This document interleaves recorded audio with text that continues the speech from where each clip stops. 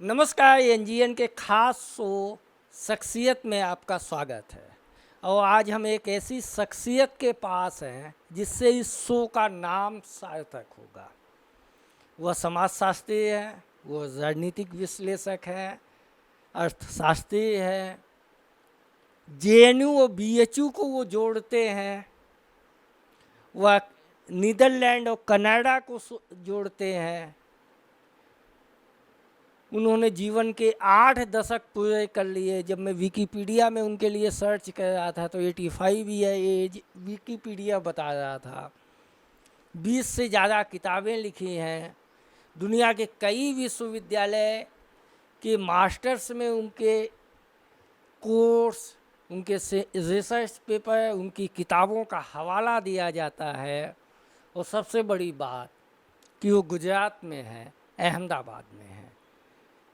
हम डॉक्टर घनश्याम शाह के साथ हैं। डॉक्टर साहब से हम बात करेंगे, बदलते हुए गुजरात पे बात करेंगे, नए दौर की राजनीति पे बात करेंगे, समाज पे बात करेंगे, दलित मुद्दों पे बात करेंगे, मार्क्स पे बात करेंगे, गांधी पे बात करेंगे, सावरकर पे बात करेंगे। एक पूरी इंसाइक्लोपीडिया के कुछ पन्ने पलटेंगे। सही है। आपका 8 दशक का जो आपका निजी सफ़र है उसको आप इस समाज और देश के बदलाव से कैसे देखते हैं? मैं भी जब मैंने शुरू किया था 1960s में, मैं 62 में एमए। आप अपने स्कूलिंग से चालू कीजिए और फिर हम वो करियर को आगे बढ़ाएं। मैं बड़ौदा में 62 में एमए पास किया। बट ऐसा हुआ कि उस समय सिर्फ एग्जामिनेशन नहीं थी। हमारे एक प्रोफेसर, उन्होंने भारत में पहली बार फील्ड स्टडी किया पॉलिटिकल साइंस में।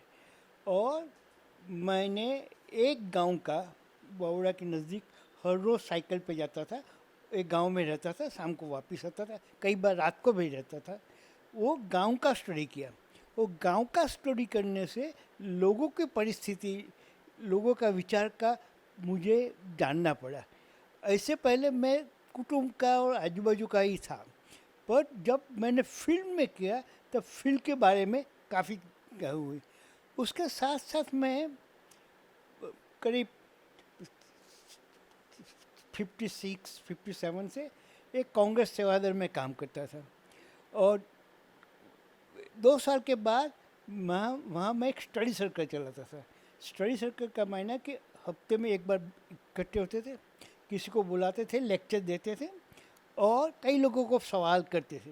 तो ये साथ साथ मेरी पढ़ाई हुई। और पढ़ाई के साथ साथ मुझे जो फील्ड वर्क मिला, वो फील्ड वर्क से मेरा समझने की बात, और मेरे दिमाग में कई सवाल हुए गए। मैं एक बनिया वैष्णव कुटुंब, रिलीजियस कुटुंब में था।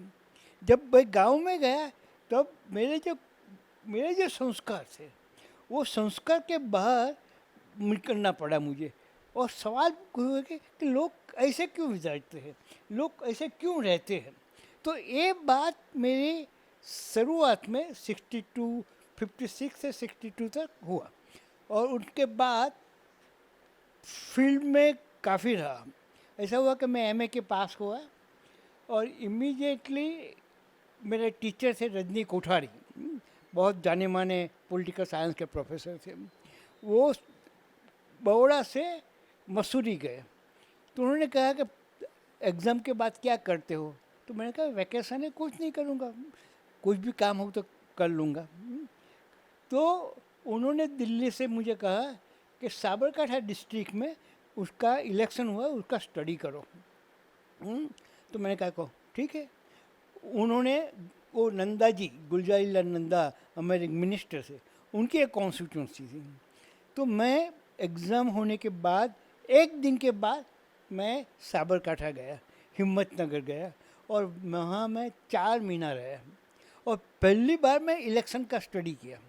और इलेक्शन का स्टडी करने के बाद मेरा और रजनी कोठारी के साथ में पहला आर्टिकल, उस टाइम में इकोनॉमिक वीकली थे, अब बात इकोनॉमिक एंड पॉलिटिकल वीकली हुए, उसमें प्रसिद्ध हुआ।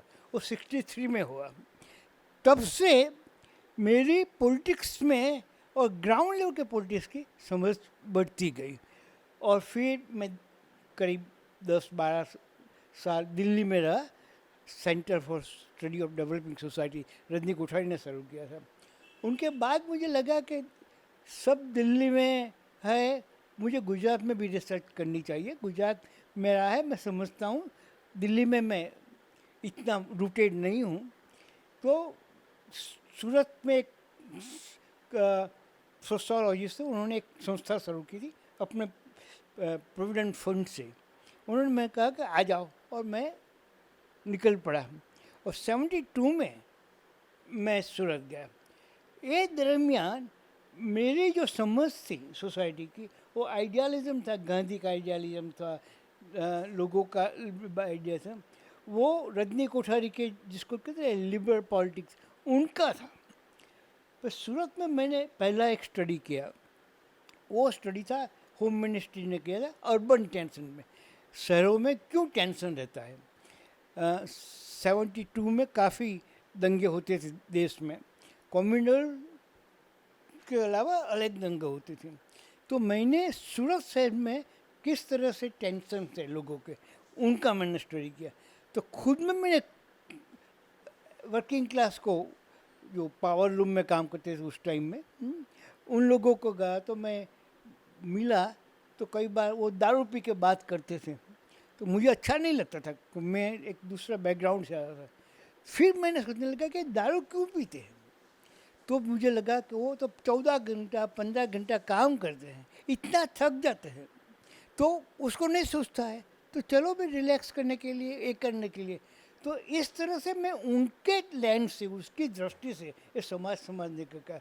और उसके बाद कुछ लोगों के साथ पढ़ने का, करने से मेरा समझने का तरीका रजनी कोठारी का था, उससे थोड़ा अलग उसके बाद हुआ।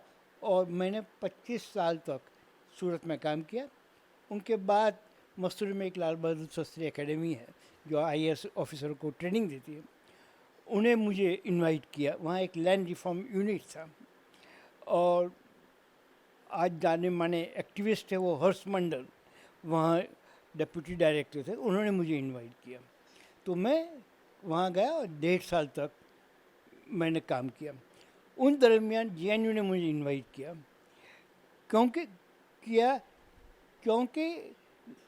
1994 में और 95 में सूरत में प्लेग हुआ था, और ये प्लेग में लोग काफ़ी नहीं मर गए थे, लेकिन शायद देश में और दुनिया में हाहाकार हो गया था कि अब प्लेग हो गया है।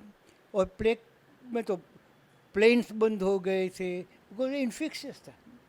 तो मैंने सोचा कि मेरी एक जिम्मेवारी है, मेरे पास कोई सपोर्ट नहीं था, ये सेंटर था, उसके पास इतने पैसे नहीं थे, तो मैंने डिसाइड किया कि मैं प्लेग का स्टडी करूँगा। फिर मैंने शुरू कर दिया। फिर एक फ्रेंड था डच, उन्होंने फाइनेंस भी कर दिया, और उनका मैंने प्लेग का स्टडी किया। और प्लेग पे मैंने किताब लिखी और हेल्थ पे लिखी। मैं पॉलिटिकल साइंस में से हेल्थ पे गया। हेल्थ इसीलिए गया कि मैं हेल्थ का प्रॉब्लम है, पॉलिटिकल प्रॉब्लम है। ये सिर्फ बुखार आता है, नहीं आता है, नहीं है, बुखार क्यों आता है, लोग सूरत में प्लेग क्यों हुआ, प्लेग के असर किस लोगों को ज़्यादा हुई, किस तरह की सफाई होती है, ये बात समझने का मैंने पड़ेगा। वो किताब में से JNU वालों ने मुझे इनवाइट किया कि आप आ जाइए। मैंने सोचा कि भाई अब सूरत मसूरी से JNU जाऊँगा। फिर मैंने सोचा कि चलो जाओ, इसीलिए मैं JNU में गया। तो JNU में पॉलिटिकल साइंस में नहीं गया था, मैं सोशल मेडिसिन और कम्युनिटी हेल्थ में गया था। तो इस तरह से मेरी जर्नी काफ़ी चेंज हो गई है। अभी BHU, फिर नीदरलैंड, कनाडा, बहुत सारी जगह बाकी है। ऐसा हुआ कि और आप साउथ गुजरात यूनिवर्सिटी में भी हाँ, ऐसा हुआ कि मैं सूरत में था, साउथ गुजरात यूनिवर्सिटी में था, तो उन्होंने इनवाइट किया कि विजिटिंग लेक्चर्स के लिए, वो पब्लिक एडमिनिस्ट्रेशन, तो वहाँ जाता था। फिर बड़ौदा यूनिवर्सिटी में पॉलिटिकल सोशोलॉजी का एक पेपर था, और मैं बड़ौदा से पढ़ा हुआ था। प्रोफेसर ने कहा कि आप आके विजिटिंग प्रोफेसर, उनके पास वैकेंसी थी, तो विजिटिंग प्रोफेसर हफ्ते में 2 दिन आ जाओ और पढ़ाओ। तो मैं बड़ौदा विजिटिंग प्रोफेसर की तरह गया और पॉलिटिकल सोशियोलॉजी पढ़ाता था। तो मैं साउथ गुजरात में भी पढ़ा था। फिर उस टाइम मैंने जेपी मूवमेंट का स्टडी किया और उस साथ साथ उसके पहले मैंने गुजरात का नवनिर्माण का स्टडी किया। और नवनिर्माण का और जेपी का स्टडी करने के बाद, नवनिर्माण का स्टडी करने के बाद इकोनॉमिक एंड पॉलिटिकल ने मेरा आर्टिकल 3 हफ्ते में पब्लिश कर दिया। फिर जेपी का मूवमेंट मैंने कहा, मैं जेपी को मिला, लालू प्रसाद को भी मिला था, काफ़ी मैंने पटना और बिहार में गया था। तो जब मैंने आर्टिकल ख़त्म कर दिए 3 पार्ट में और इमरजेंसी आ गई, तो इकोनॉमिक वीकली ने रोक दिया कि नहीं हम पब्लिश करेंगे, बनती थी। जब इमरजेंसी लिफ्ट होगी तब पहलू काम ईपीडब्ल्यू ने ये आर्टिकल को सीरियलाइज किया और उनके बाद पब्लिश हुआ गुजरात का और बिहार का। उस टाइम एक किताब काफ़ी कंट्रोवर्शियल रही, काफ़ी लोगों ने अच्छा किया। टाइम्स ऑफ इंडिया ने तो मिडल पेज पे उनका एक आर्टिकल लिखा। तो मैं भी उस टाइम जेपी का क्रिटिकल था और आज भी क्रिटिकल हूँ, क्योंकि जेपी ने करप्शन की बात की, लेकिन करप्शन क्यों होता है ये बात नहीं की। जहाँ तक वो नहीं करेंगे तब इंदिरा गांधी जी की जगह और कोई लोग आ जाएंगे, उससे कोई फ़र्क नहीं पड़ेगा। वही हुआ है देश में।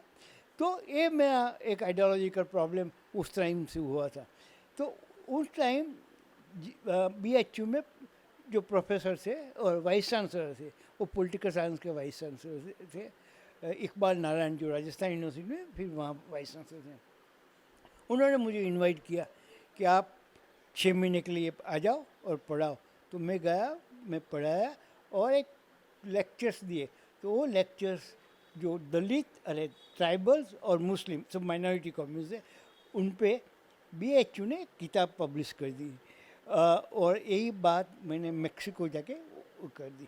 तो इस तरह से मैं बीएचयू में गया, फिर मसूरी में गया, फिर जेएनयू में गया। और उस दरमियान 85-86 में मुझे फुलब्राइट फेलोशिप मिली। तो फुलब्राइट फेलोशिप मिली तो शिकागो यूनिवर्सिटी ने मालूम हुई, उन्होंने मुझे इनवाइट किया कि आप इस दरमियान आए और पढ़ाए। तो मैंने शिकागो यूनिवर्सिटी को विजिटिंग प्रोफेसर की तरह मैं 6 महीने तक पढ़ाया और एक काम किया। तो इस तरह से मेरा रिसर्च और पढ़ाना वो साथ साथ चलता रहा थ्रू आउट। एक्सेप्ट जेएनयू में था तब मैं पढ़ाना ज़्यादा करता था, रिसर्च थोड़ा कम हो गया था। 85 में आया तो आपके लैपटॉप पे एक आर्टिकल आप कुछ लिख रहे थे। एक पॉलिटिकल रिपोर्ट तैयार करने में 4 महीने लगते हैं। हम खबरों को बड़ी आज तेज़ी का ज़माना है, फटाफट 100 खबरें होती है।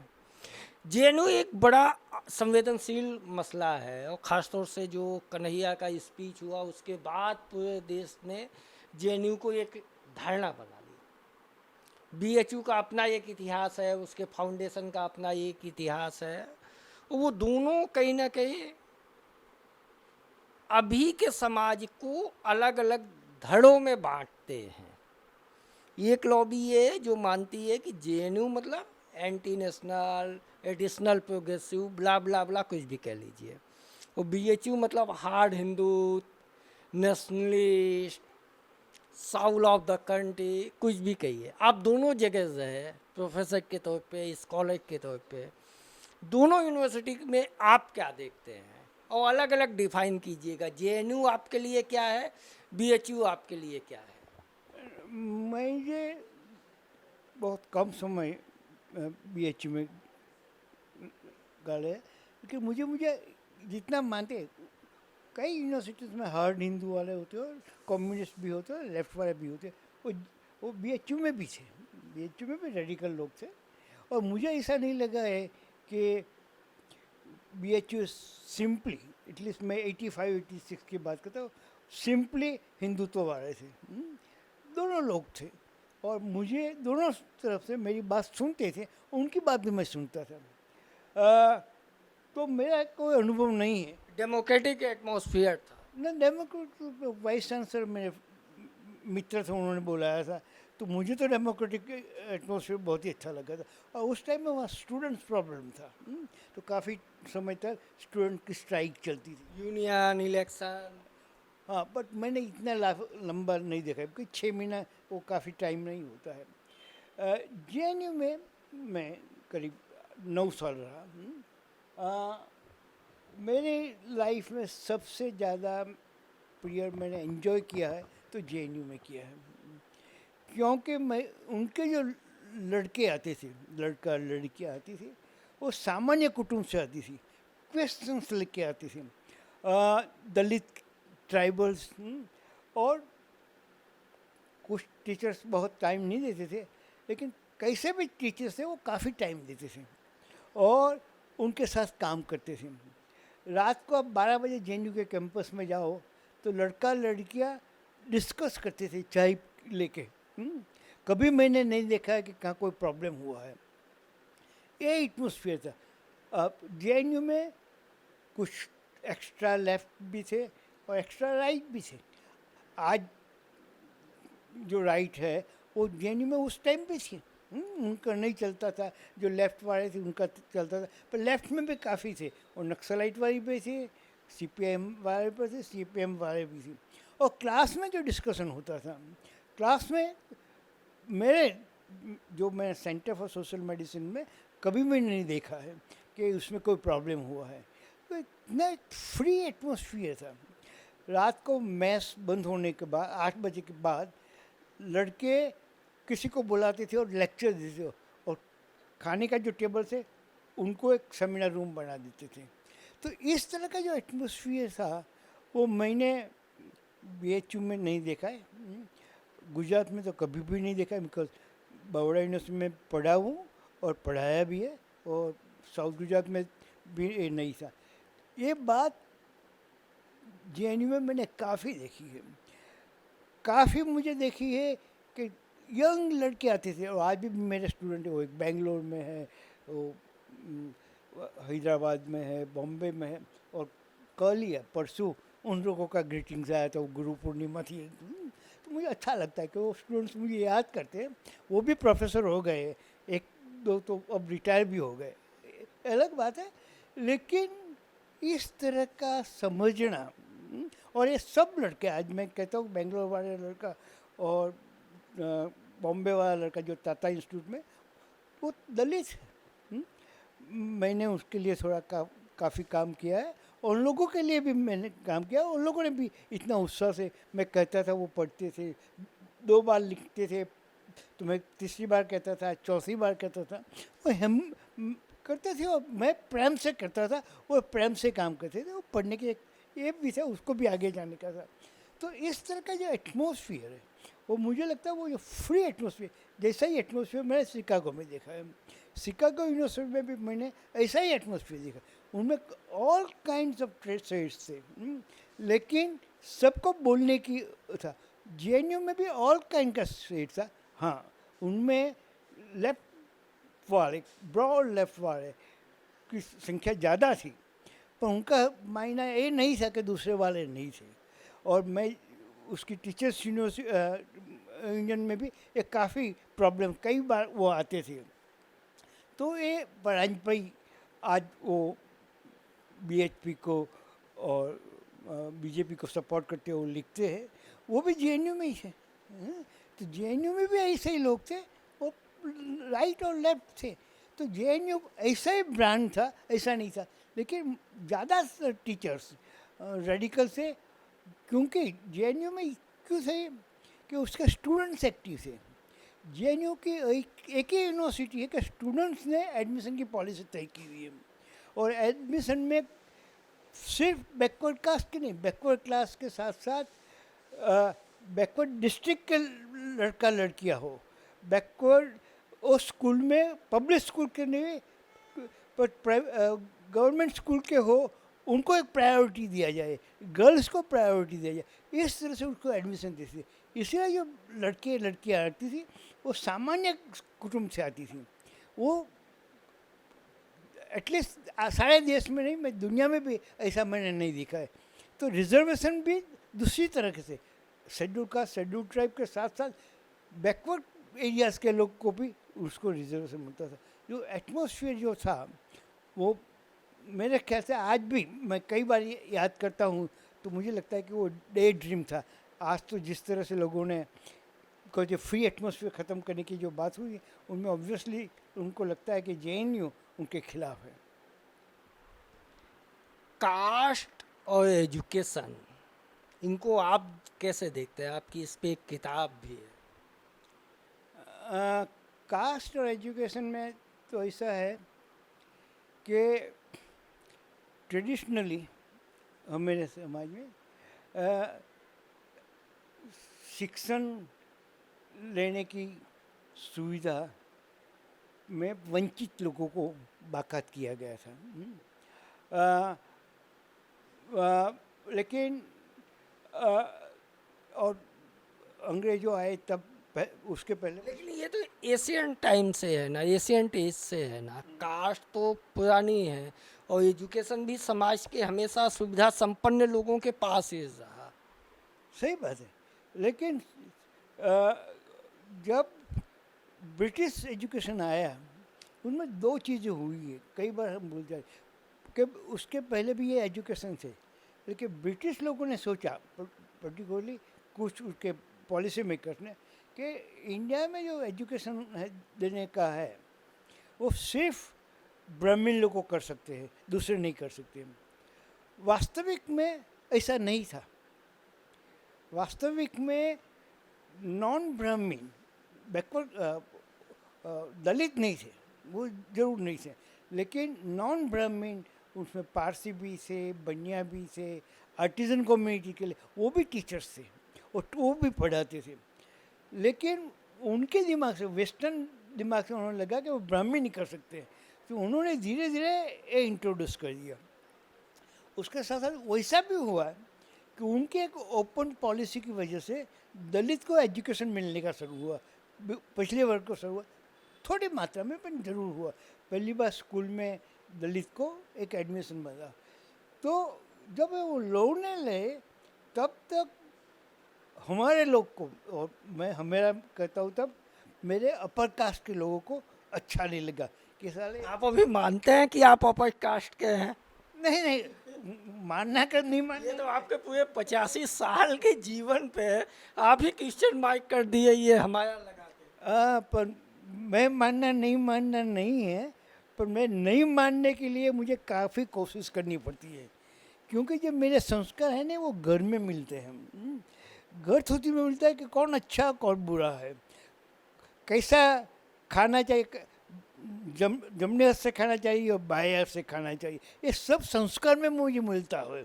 क्या खाना चाहिए, इंडा तो मुझे नहीं खाना चाहिए, यही खाना चाहिए, ये संस्कार मुझे बचपन से मिलते हैं।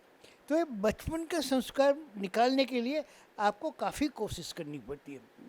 तो मेरे, बिकॉज आज भी मैं मानता हूँ कि 70 साल हो गए, आज भी अपर कास्ट की पहले से ज़्यादा पावर हुआ है, कम नहीं हुआ है। हाँ, दलित आगे थोड़े पढ़े हुए और बैकवर्ड कास्ट के लोग भी थोड़े पढ़े हुए हैं, लेकिन हमें जो पकड़ है, जो अपर कास्ट की जो पकड़ है, एक तो पास उसके पास प्रॉपर्टी है, एजुकेशन आया है एडमिनिस्ट्रेशन से, तो उससे ज़्यादा पकड़ बढ़ी है। और उस पकड़ के साथ साथ जो कल्चर डेवलप हुआ है, वो कल्चर पे उसकी एक मोनोपोली है। तो कौन क्या अच्छा कौन नहीं है, क्या वो यूज़ करना चाहिए, क्या नहीं करना चाहिए, कैसे बोलना चाहिए, इंग्लिश बोलना करना चाहिए, इस प्रकार के एक्सेंट से बोलना चाहिए। ये एक्सेंट से बोलो तो आप मॉडर्न हो जाओगे और पावरफुल हो जाओगे, आप अंदर समझो नहीं समझो वो अलग बात होती है। तो इस तरह की वजह से तो मैं कहूँ कि नहीं कहूँ कि मैं अपर कास्ट में नहीं मानता हूँ, नहीं मानने से नहीं होता है, अनकॉन्शियसली जो होता है उनके लिए करना होता है। और जो स्टेटा में से मैं आता हूँ, वो स्टेटा का जो पावर है, वो पावर बहुत ही पावरफुल है। और ये बात इतने बाद भी मुझे लगता है कि वो ग्लोबलाइजेशन की वजह से ज़्यादा हो गया है। तो एजुकेशन की हम बात करते थे को पहले तो हमने एक्सक्लूड करने का प्रयत्न किया, फिर हम नहीं कर सके, पर फिर भी देखो कि 50 में नेहरू के टाइम में भी हमारी प्रायोरिटी हायर एजुकेशन की थी, लोअर एजुकेशन की नहीं थी। हमें एलोकेशन ऑफ फंड हायर क्योंकि हायर एजुकेशन का कि जो अपर कास्ट के लोग को हायर एजुकेशन, वो तो पढ़े, कुछ पढ़े हुए थे तो उसको हायर एजुकेशन था। जो पुअर के लिए जो बेसिक एजुकेशन चाहिए उनके लिए वो एलोटमेंट नहीं हुआ, वो बाद में हुआ। तो जब मैं प्राइमरी स्कूल गवर्नमेंट स्कूल में हुआ हूँ, फिर ग्रांटेड स्कूल में हुआ हूँ, तो सरकारी स्कूल में गवर्नमेंट की वजह से होता था, और मेरी जनरेशन और से पहली जनरेशन सभी गवर्नमेंट स्कूल से पढ़े हुए थे। तब कोई प्रॉब्लम नहीं हुआ था। 1920 में गांधी जी ने कहा कि भाई स्वदेशी एजुकेशन होनी चाहिए, राष्ट्रीय एजुकेशन होनी चाहिए। तो अपर कास्ट ने कहा कि हाँ, हम स्कूल नहीं छोड़ेंगे। क्योंकि नहीं छोड़ेंगे? क्योंकि हमको एजुकेशन चाहिए। गांधी जी को मानेंगे लेकिन स्कूल नहीं छोड़ेंगे, क्योंकि उस टाइम फ्री एजुकेशन था। अब ये जो क्लास वाले जो नीति करते वो फ्री एजुकेशन बंद कर दिया है, और फ्री एजुकेशन का जो अच्छा एजुकेशन नहीं होगा मेरे लड़के के लिए, वो एलिट स्कूल के लिए होगा। तो एजुकेशन का जो डिफरेंसेस है वो बढ़ता गया है, पर फिर भी हम काफ़ी नहीं करते। तो लोअर लेवल के लोगों को एजुकेशन बढ़ा है, बहुत बड़ा है, लेकिन ये डिस्क्रिमिनेटरी एजुकेशन से। तो एक बात हुई है।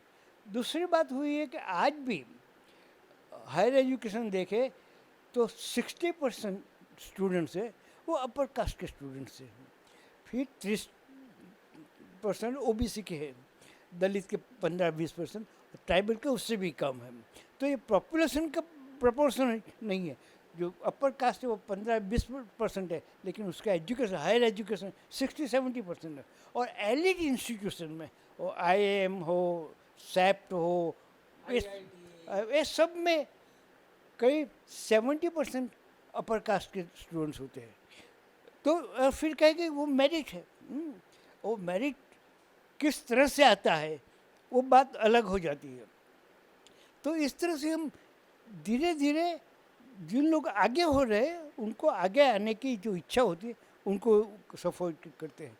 और एलिट इंस्टीट्यूशंस में फिर हम देखते हैं कि हर साल 2-3 केसेस होते हैं या दलित स्टूडेंट्स को सुसाइड करना पड़ता है। अभी भी IIT में अभी भी हुआ,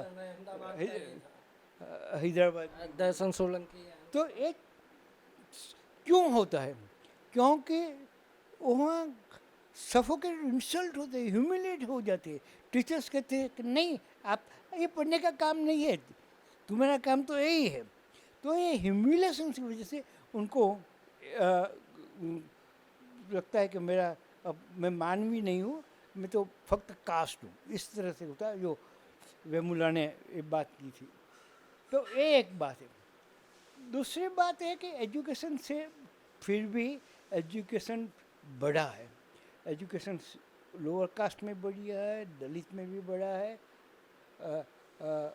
आदिवासी में भी बढ़ा है। उनके लड़के हायर एजुकेशन में आए, क्योंकि आप अब रोक नहीं सकते। लेकिन उनमें भी एक इलीट खड़ा हो गया ना। उनमें भी यदि आप आदिवासियों में देखिए तो यदि कोई डॉक्टर्स है तो वो कोटा से उसका लड़का डॉक्टर बनता है। एक उनमें नए तरह का सवर्ण तैयार हुआ है, और जिस पे अलग अलग लोग आवाज़ उठाते हैं, जो रिजर्वेशन को ब्लेम गेम करते हैं।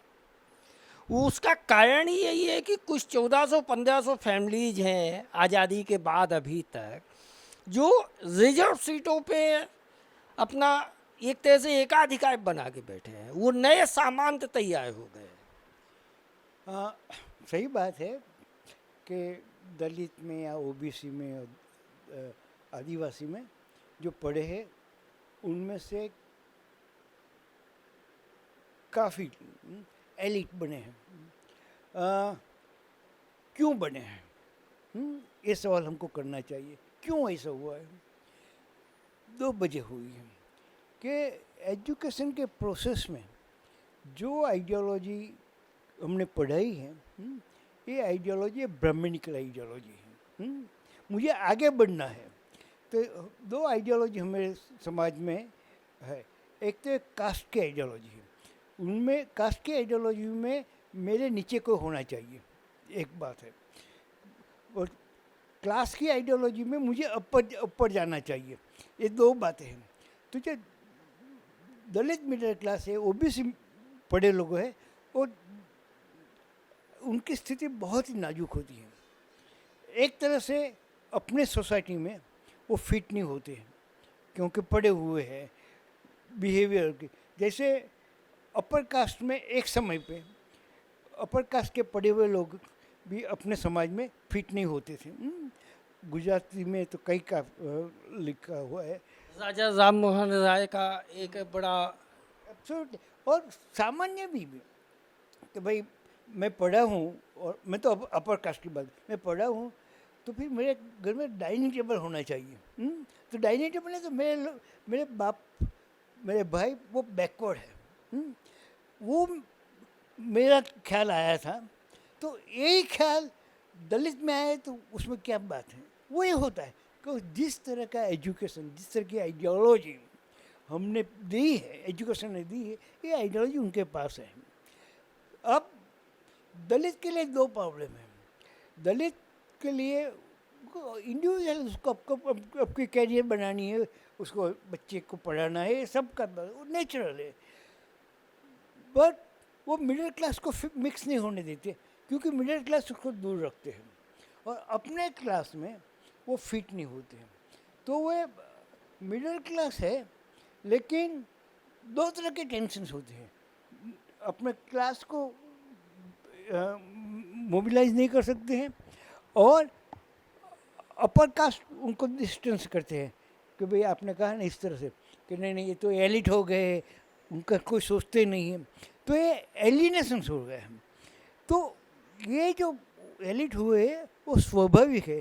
जैसे हम अपर कास्ट के लोग भी जब एजुकेशन आया तब हमारे सोसाइटी में भी हम एलिट हो गए थे, हम भी मॉडर्न हो गए थे, हम भी कहते थे कि नहीं नहीं खाना तो इस तरह से खाना चाहिए, हम खाने लगे थे। बोलना क्या तो ऐसा नहीं है, पढ़ना चाहिए, ये करना चाहिए।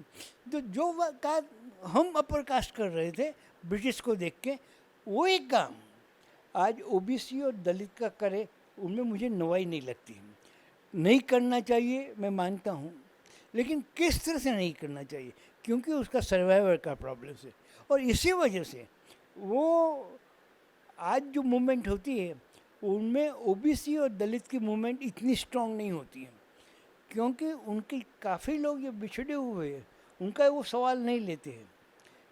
एग्रीकल्चर वेजिस का सवाल नहीं देते हैं, एम्प्लॉयमेंट का, हम वो रिजर्वेशन के लिए लड़ते हैं, लेकिन लोगों को अच्छी हेल्थ मिलनी चाहिए, अच्छा प्राइमरी एजुकेशन मिले, वो उनके दिमाग में नहीं आता है। तो जैसा अपर कास्ट के मिडिल क्लास में हुआ था, अपर कास्ट के एजुकेटेड क्लास में हुआ था, ऐसा ही दलित और ओबीसी और आदिवासी को है, वो अपने में से एलियनेट हो रहा है। तो ये स्वाभाविक प्रक्रिया है। इस स्वाभाविक प्रक्रिया में से पॉलिटिकल आइडियोलॉजी, आप देखते हो कि वो आज़ाद है, चंद्रशेखर आजाद, हाँ, तो वो बाहर निकलते हैं, कई लोग हैं बाहर निकलते हैं, लेकिन कुछ कम होते हैं। जैसे अपर कास्ट के में भी कुछ लोग बाहर निकले थे, काफ़ी लोग उसमें ही थे कि भाई ब्रिटिश से अमेरिका और इंग्लैंड वो हमारा आइडियल है। तो इसका यही है, क्योंकि एजुकेशन एक डबल एजेड है। एजुकेशन अपवर्ड मोबिलिटी सवाल करने का भी करते हैं, और एजुकेशन जो डोमिनेंट कास्ट है उनकी आइडियोलॉजी भी परकोलेट करता है। तो ये आइडियोलॉजी जो परकोलेट करते हैं वही हम मानते कि यही सच्चा है। तो आइडियोलॉजी का देना वो एजुकेशन का काम है, और ये एजुकेशन ये अपर कास्ट का आइडियोलॉजी है। ये कौन तैयार करते हैं? टेक्स्ट बुक तो अपर कास्ट लोग करते हैं। तो ये करते हैं, वो जाने अनजाने में भी वही आइडियोलॉजी उनमें देते हैं। तो ये आइडियोलॉजी परकलेट हो रही है। तो और ये यह नहीं, दुनिया भर में भी ये education also an instrument of a upper caste to perpetuate the hegemony, उसकी प्रभुत्वता के लिए काम करता है. तो ये एक प्रोसेस है. ये प्रोसेस कैसे टूटना चाहिए, कैसे ब्रेक लगनी चाहिए, वो दूसरा सवाल है और डिफ़िकल्ट है. लेकिन यही दलित और ओबीसी भी उसके विक्टिम है. मैं एक ब्रिटिश सोशलिस्ट जाइडेक का जाइडअप पढ़ रहा था कि इंडिया का जो फ्रीडम मूवमेंट हुआ, जॉइंट इंडिया पाकिस्तान दोनों का, उसको तमाम उन लोगों ने लीड किया जो ब्रिटेन जाके एजुकेट होके आए थे. आज़ादी के बाद के जो बड़े नेता बने या आज़ादी के आंदोलन के जो बड़े नेता बने, गांधी हो, सरदार हो, नेहरू हो, जिन्ना हो, ये साउथ के जो नेता थे, तमाम वो लोग थे, सुभाष हो, जिनकी एजुकेशन ब्रिटेन में हुई थी. तो ब्रिटेन में वो गए, ब्रिटिश एजुकेशन सीखी, डेमोक्रेसी का भाव आया और यहाँ आके ब्रिटेन के खिलाफ लड़े और वो देश के नायक बने. तो ब्रिटिश एजुकेशन सिस्टम ने अपने पतन का आधार तैयार किया. जब हम इंडिया में वापस आते हैं, आफ्टर इंडिया की फ्रीडम की बात करते हैं, 1920 में आपने कहा फ्री एजुकेशन था, और 2020 में जब हम विश्व गुरु बनने की तरफ जा रहे हैं भाषणों में, तो एजुकेशन फ्री नहीं है. तो हमने तो अपने आप को समेट दिया है ना, सिकोड़ दिया है. जो आपने स्टूडेंट की हाई एजुकेशन की बात की, परसेंटेज रेशियो पे बात की, जब हम बोर्ड में जाके देखते हैं, जो चांसलर की रजिस्ट्रार का जो एक बोर्ड लगा होता है, किसने कब सेवा दी, तो जिन तबकों की आप बात करते हैं, दलित हो, आदिवासी हो, अल्पसंख्यक हो, वो नंबर और कम वहाँ हो जाता है. इसको आप कैसे देखते हैं? क्योंकि यदि समाज का एक बड़ा हिस्सा जब तक मुख्य धारा में नहीं आएगा, तब तक तो कैसे विश्वगुरु बनेंगे? आत्मग्लानि भाव से आगे बढ़ेंगे तो विश्वगुरु बनेंगे. ऐसा पहले तो बात है कि आपने जो कहा कि गांधी जी, नेहरू, अम्बेडकर, ब्रिटिश में, हाँ, बट उसके साथ साथ काफ़ी पढ़े हुए लोग अंग्रेज़ों के साथ थे. तो ऐसा नहीं है कि सब पढ़े हुए अंग्रेज के खिलाफ था. एजुकेशन का मैंने कहा कि डबल एजेड है. ये अपनी आइडियोलॉजी को स्ट्रॉन्ग करता है. वो मैकोले ने एजुकेशन क्यों किया कि यहाँ के लोगों को ब्रिटिश तरीके का बनाना है, सो वफादार रहे. लेकिन education also raise the questions. तो आज भी दलित आप लिटरेचर में देखें तो काफ़ी पढ़े हुए दलित प्रोटेस्ट करते हैं. ऐसा नहीं है कि सब दलित नहीं करते हैं. काफ़ी दलित है वो प्रोटेस्ट करते हैं, वो काफ़ी लिखते भी है. तो दोनों का है. जैसे गांधी और नेहरू और पटेल भी ब्रिटिश एजुकेशन में आए, ऐसे रिएक्शनरी भी आए थे. ऐसा ही आज का भी ऐसे होता है. अब आपकी बात सही है कि क्यों आज एजुकेशन काफ़ी तक, आज 70 साल के बाद अभी तक आम लोगों को नहीं पहुंचा है. क्यों? क्वालिटी एजुकेशन में जब हम जाते हैं, कम से कम 90 तक हर ज़िले में 1-2 गवर्नमेंट इंस्टीट्यूशन ऐसे थे, कम से कम 10+2 लेवल पे, कि जहाँ एडमिशन होना सब्जेक्ट टू प्राउड होता था. अब हमने एक सामूहिक तौर से पूरे देश में जो गवर्नमेंट एजुकेशन सिस्टम था, वो 8 तक तो RTE में खाना खाने के लिए हो गया. क्वालिटी ऑफ एजुकेशन एक बड़ा सवाल है. अब इसीलिए मैं शुरुआत में मैंने कहा है कि 50 के दशकों में भी जो क्लास पावर में थे, उन्होंने इम्पोर्टेंस हायर एजुकेशन का दिया, प्राइमरी एजुकेशन नहीं दिया, प्राइमरी हेल्थ का नहीं दिया, बिकॉज एक क्लास को ये चाहता था. 80 तक स्टेट के पैसे से ये हायर कास्ट पढ़े, और 80 के मिडल से अब देखा कि गवर्नमेंट एजुकेशन अच्छा नहीं है, ऑल ऑफ ए सडन उन्होंने वही एजुकेशन ले और प्राइवेट करना चाहिए. तो 85 के बाद, गुजरात में 85 के बाद सेल्फ फाइनेंस कॉलेज शुरुआत हो गई, और 2000 के बाद प्राइवेट कॉलेजेस और एलिट कॉलेजेस बढ़ गई, क्योंकि अब स्टेट की ज़रूरत नहीं है उन लोगों को, और जिन लोगों को स्टेट की ज़रूरत है वो आगे ना आ जाए, इसीलिए हम ऐसा एजुकेशन और इस सिस्टम को इतनी वीक करें। तो ये वीक करने का काम करता है। तो एक clever strategy, consciously unconsciously clever strategies हो गई है। तो हम एजुकेशन तो देते हैं, गुजरात गवर्नमेंट एक अब अच्छी स्कूलें देती है, लेकिन करीब 8,000 से तो टीचर्स नहीं है, हाँ? तो इस तरह का है, हमारी प्रायोरिटी नहीं है। हमारी प्रायोरिटी रिवर फ्रंट में क्रूज़ लाने की होती है, रिवर फ्रंट बनाने की होती है, हाँ? और कांकरिया को जो पब्लिक प्लेस था उनको प्राइवेट प्लेस बना दिया, तो मैं अफोर्ड कर सकता हूँ तो जा सकता हूँ, नहीं तो नहीं जा सकता हूँ। तो ये डबल एजेड हुआ है कि हमारे क्लास को सरकार की पब्लिक प्रॉपर्टी में मैं कितना कर दूँ, लेकिन उन लोगों को जो बिछड़े हुए लोगों को उनको हम रिस्ट्रिक्ट कर दो। ये कांकरिया की ज़मीन किसी कास्ट और क्लास की नहीं थी, सबकी थी, लोग करते थे। तो ऐसा क्यों नहीं किया जाए कि कांकरिया को डेवलप किए, उसमें सबको फ़ायदा हो जाए। फिर जो एंट्रेंस भी है उनको ही दिया गया है, रिवर फ्रंट का भी वही हुआ। अब अभी वो जो क्रूज़ हुआ है 2,000 टिकट, कौन अफोर्ड कर सकते हैं? हाँ करेगा, जो जो स्टर अफोर्ड कर रहा है वो जाएगा। तो इसीलिए कांकरिया रिवर फ्रंट बना हुआ है। तो आम आदमी तो देखेगा नहीं, एक दिन हम जा सकेंगे, तो एक दिन की बात में वो एक सपना मिलता है। वो सरदार स्टेचू, तो एक तरह का पहले एक बार था कि पहले हम थोड़ा लार्जर समाज का सोचते थे, अब लार्जर समाज को हम सोचते नहीं है, लार्जर समाज को हम ड्रीम देते, उसके बाद नहीं करते। जो जो रूलिंग क्लास है वो इतना क्लेवर हो गया है। आपके इस सवाल से एक सवाल, आपकी एक किताब है democracy, civil society and governance.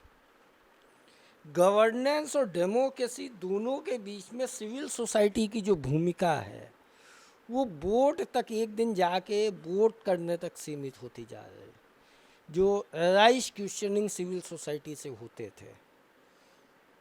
आज़ादी के पहले, आज़ादी के बाद पूरा मूवमेंट तो सिविल सोसाइटी से ही खड़ा हुआ था ना। आज़ादी के बाद जो मूवमेंट्स हुए ख़ासतौर से साउथ में, against the caste, against the language, proudly nationalism, sub nationalism, including Gujarat में, तो वो सिविल सोसाइटी से आए थे।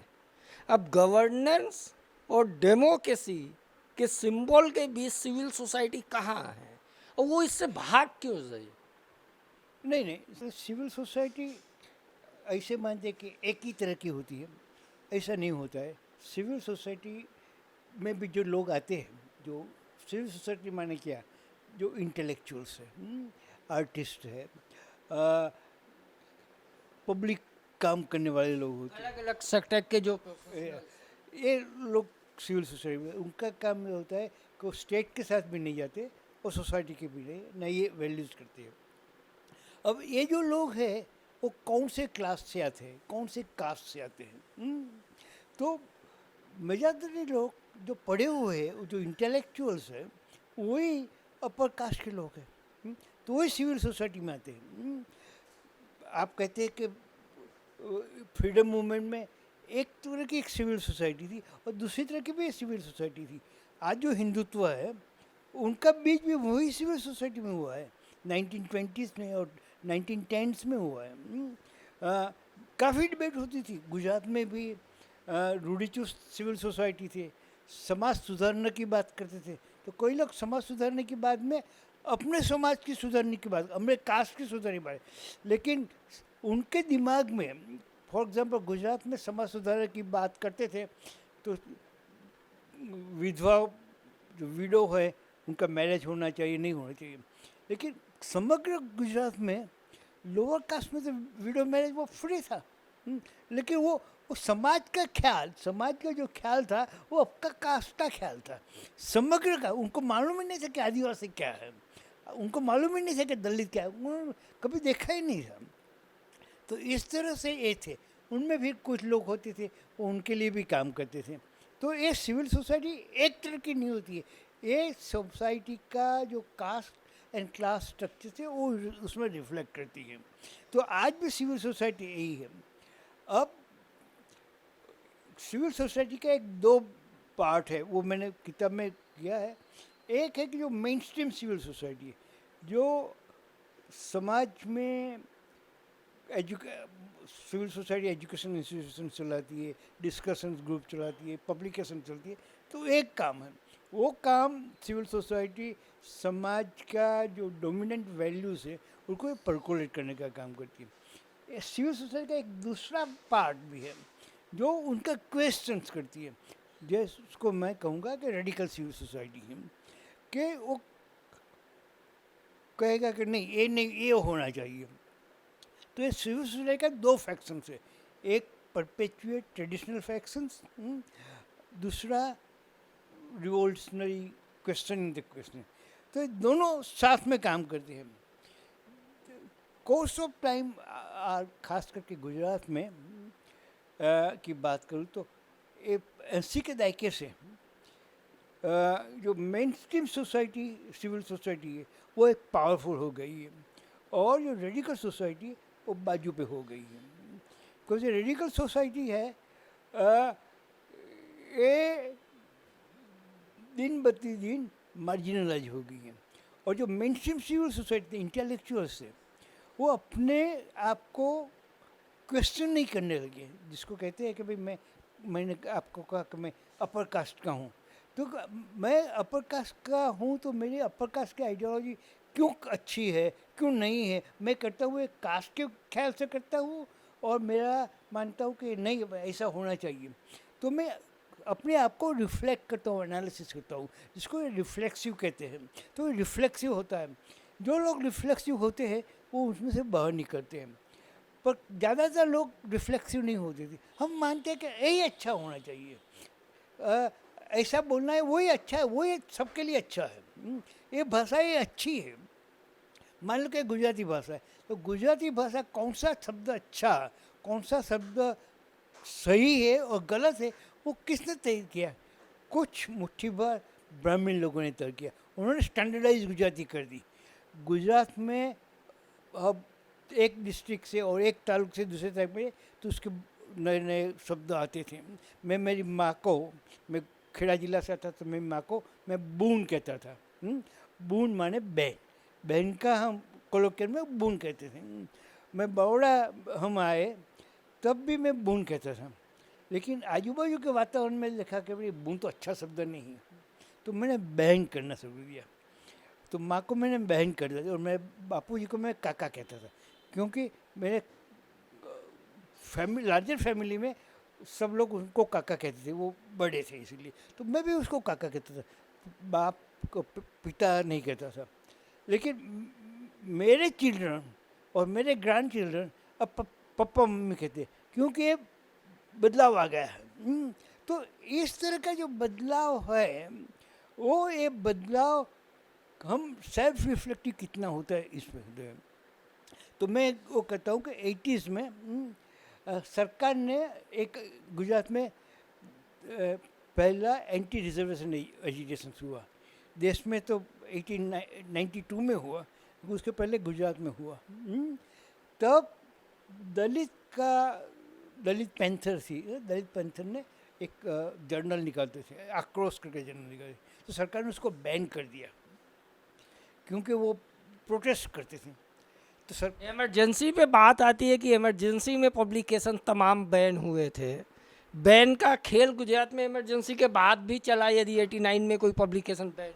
अब 89 के, मैं तो 81 की बात कर रहा हूँ। और मैं इसे कह रहा हूँ कि जो लोग इमरजेंसी में एक्सप्रेशन के खिलाफ लड़े थे, इमरजेंसी के खिलाफ लड़े थे, उन लोग ने जब सरकार ने आक्रोश पे सेंसस लगा दी और बैन कर दिया, तब यही लोग नहीं बोले थे, यही सेलेक्टिव होना, क्योंकि उन लोगों को लगा कि एक्सप्रेशन है हमारा अधिकार है, दलित का नहीं है। यही गुजरात में उस टाइम पे भी कुछ लोगों ने भगत सिंह का एक प्ले किया, करने वाले थे, उन्होंने लिखा उसके, तो सरकार ने बैन कर दिया। कि भगत सिंह के प्ले में गांधी जी की टीका थी कि गांधी जी भगत सिंह को जब फांसी दी एक ऐतिहासिक कन्वर्सेशन है और तो गांधी जी उसके पोजीशन नहीं दी, तो ये बात कही। तो यहाँ के गांधी को लगा कि तो गांधी खिलाफ है, तो सरकार ने वो प्ले को सेंसरशिप कर दिया। और ये मिडिल और ये जो सिविल सोसाइटी वाले लोग थे, बड़े बड़े माने जाने थे, वो नहीं बोले। उस समय पे गुजराती किताब में, टेक्स्ट बुक में एक लेसन था, उसको बोलते नर्बत का ज़माना। नर्बत था, कवि नर्बत 19th सेंचुरी में। उस टाइम में वैष्णव समाज में मंदिर में उनके जो प्रीस्ट थे, जिस तरह से विमेन के साथ व्यभिचार करते थे, उनकी एक बात थी, उनके खिलाफ एक मूवमेंट हुई। एक वो फिर कोर्ट में केस हुआ, उसको कोई लायबल केस कहते हैं। तो वो बात का एक लेसन 11 क्लास में था।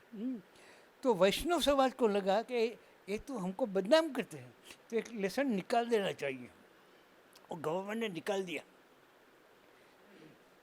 तो उन्होंने लगे कि हमारी फीलिंग हर्ट होती है। तो ये सिविल सोसाइटी नहीं बोली, भाई तो इतिहास है, ये तो बना हुआ है, ये काल्पनिक नहीं है, ये लाइबल केस है, कोर्ट केस है। बट सरकार किसको प्रोजेक्ट करती है? संपन्न समाज को। हाँ, ऐसा ही हुआ कि 86-7 में एक हिस्टोरियन ने स्वामीनारायण पे एक लेख लिखा। तो उनके खिलाफ कोर्ट में केस हुआ। तो सरकार ने उनको सपोर्ट किया, क्योंकि पाटीदार समाज का वर्चस्व था। तो हिस्ट्री वाला फ्रीडम ऑफ एक्सप्रेशन से तो उनको खिलाफ भी सरकार ने काम किया। तो ये सरकार और ये इंटेलेक्चुअल जो इमरजेंसी के खिलाफ थे, वो चुप रहे। तो ये बात होती है, कौन क्या बोलता है। हिस्ट्री के बारे में केस में तो ऐसा हुआ कि सिविल सोसाइटी ने वो हिस्टोरियन को सपोर्ट किया, लेकिन वो लायबल केस में सब लोगों ने नहीं किया। कुछ लोगों ने किया, कुछ लोगों ने नहीं किया। पर आक्रोश के केस में तो किसी ने नहीं किया, क्योंकि ये दलित का था। तो ये सिविल सोसाइटी एक तरह की वर्त नहीं है। सिविल सोसाइटी के कौन लोग हैं, उनका क्या सोच है, ये सोच काम करता है। तो आज भी और 80s के बाद ये जो रेडिकल सिविल सोसाइटी, वो उनका पार्ट कम हुआ। फिर भी 2002 में जो कुछ हुआ, उनमें एक सिविल सोसाइटी ने एक्टिवली पार्ट लिया, रिलीफ वर्क में भाग लिया, प्रोटेस्ट में भाग लिया। काफ़ी सेम सिविल सोसाइटी चुप रह गई, और मेजॉरिटी ऑफ सिविल सोसाइटी तद्दन चुप हो गई। नहीं, हमारे गुजरात में तो हुआ ही नहीं, ये तो इंग्लिश मीडियम वाले करते हैं, हमारे कुछ नहीं हुआ है। तो ये सिविल सोसाइटी, वो इंटेलेक्चुअल्स थे, वो इंटेलेक्चुअल्स चुप रह गए। लेकिन उनमें भी कुछ इंटेलेक्चुअल्स हैं, उन्होंने आवाज़ की और सरकार के खिलाफ काम बात की, केसेस लड़े, ये भी हो। तो तिस्टा उनमें से है। और कई लोग, गगन सेठी है, दूसरे लोग भी है। गुजरात की बात करता हूँ, बाहर के लोग तो आए थे और उन्होंने किया, वो तो अलग बात है। तो गुजरात में भी काफ़ी लोगों ने किया, लेकिन उन कम थे। पर सरकार को नहीं सवाल करना, ऐसे जो सिविल सोसाइटी वाले थे, लिटरेचर वाले थे, इंटेलेक्चुअल्स थे, वो काफ़ी थे, उनकी मात्रा बढ़ गई थी। यूनिफॉर्म सिविल कोड को आप कैसे देखते हैं, एक एजुकेशनिस्ट के तौर पे, एक पॉलिटिकल एक्सपर्ट के तौर पे, एक सोशोलॉजी के प्रोफेसर के तौर पे? क्योंकि अगला जो समय है वो यूनिफॉर्म सिविल कोड की गूंज के नाम पर लड़ा जाएगा। जो अगला चुनाव है वो उसकी जो ज़मीन तैयार हो रही है, उसमें यूनिफॉर्म सिविल कोड के पेड़ तो खड़े होंगे, फल लगे नहीं लगे क्या लगे। थियोरिटिकल, क्योंकि जब हम संविधान सभा में बहस देखते हैं, प्रियंजन दास मुंशी की, अम्बेडकर की, तमाम लोगों की, तो ये सवाल तो उस समय भी आया था, और उसको व्यापक तौर से इसके पक्ष में भी दलीलें हैं और विपक्ष में भी दलीलें थी। नहीं, ऐसा है कि uniform civil code on principle होना चाहिए। मैं मानता हूँ कि यूनिफॉर्म सिविल कोड का मायना यही है कि किस बारे में यूनिफॉर्म सिविल कोड होता है। मैरिज के बारे में, प्रॉपर्टी का जो इनहेरिटेंस होता है, ये बारे में ये सिविल होता है। अब अलग अलग सोशल ग्रुप में उनका अलग अलग ट्रेडिशनली होता है। हिंदू में होता है, हिंदू में भी लोअर कास्ट में अलग है, अपर कास्ट में अलग है, ट्राइबल्स में तो बहुत ही अलग है। बहुत डाइवर्सिटी है। बहुत डाइवर्सिटी है। मुस्लिम्स में अलग है, क्रिश्चियंस में अलग है। अब मेरा प्रिंसिपल होना चाहिए कि सबको इक्वालिटी मिले, पुरुष और स्त्री को, मुख्यतः तो पुरुष और स्त्री को। इक्वलिटी में तो जेंडर का बेस ही नहीं बसता। तो पर हर रिलीजन, एक क्रिश्चियनिटी हो, इस्लाम हो, हिंदुइज्म हो, इस सब में जेंडर इक्वालिटी नहीं है। अब किस तरह से आनी चाहिए? एक बात है कि स्टेट को करना चाहिए, स्टेट का रोल है। दूसरा है कि समाज में चेंज होने चाहिए। तो दोनों प्रोसेस साथ होने चाहिए। और इस तरह से जो इक्वालिटी की जो बात है वो अल्टीमेटली विन करनी चाहिए। लेकिन आज जो हम सिविल सोसाइटी की बात, यूनिफॉर्म सिविल कोड की बात करें, उनमें कौन सा कायदा, कौन सा नियम वो यूनिफॉर्म सिविल कोड में आ जाएगा, ये बात महत्व की होती है। ये बात 53-54 में हुई थी, जिसको हिंदू कोड बोलते हैं, और कांग्रेस ने भी उनके खिलाफ दिया, और उस टाइम के जनसंघ वाले थे, उन्होंने तो काफ़ी ख़त्म कर दिया। अम्बेडकर ने उस बात पे रिज़ाइन कर दिया। तो आज जो लोग civil society uniform civil code लाने की बात करते हैं, वो कितने जेन्युइन हैं, और क्यों एक साल पहले ही इलेक्शन के बाद पहले करते हैं, क्यों वो प्रोसेस नहीं करते हैं। और ये बात में आप सोसाइटी को एलिनेट कर, मान लो कि आज रूल है कि भाई 18 साल के नीचे को मैरिज नहीं होनी चाहिए, और हम देखते हैं कि काफ़ी लोग होते हैं। तो किस तरह से आप इम्पोज करोगे? क्योंकि छोटे बच्चे को मैरिज कराते हैं तो क्यों कराते हैं, उनका जो कारण है उनको हम एलिमिनेट करने का प्रयास करें, उनको एजुकेशन करने का प्रयास करें, एनलाइटन करने का प्रयास। वो नहीं करेंगे तो हम कायदा तो कर देंगे, उससे कोई फ़र्क नहीं पड़ेगा। तो क्या पर्पज़ है? आज जो पर्पज़ है यूनिफॉर्म सिविल कोड का, ये सिर्फ पॉलिटिकल है। कि कुछ लोग कहे कि नहीं होना चाहिए, आप कहोगे नहीं होना चाहिए, तो आप नहीं कहोगे नहीं होने चाहिए क्योंकि आप प्रो मुस्लिम हो। तो ये बात आ जाती है। तो ये सब प्रो मुस्लिम प्रो हिंदू का सवाल नहीं है। ह्यूमन वैल्यूज़ और इक्वालिटी की वैल्यूज़ सेंटर होनी चाहिए, लेकिन ये सेंटर वैल्यूज़ का प्रोसेस होना चाहिए। ये प्रोसेस हम किस तरह से करते हैं वो महत्वपूर्ण होता है। तो ये प्रोसेस नहीं करने के बजाय हम इम्पोज करेंगे। आप तो देखो, अब वही पार्टी ने कह दिया कि भाई नहीं, नॉर्थ ईस्ट को हम बाकात कर दें, अभी शुरू कर दिया।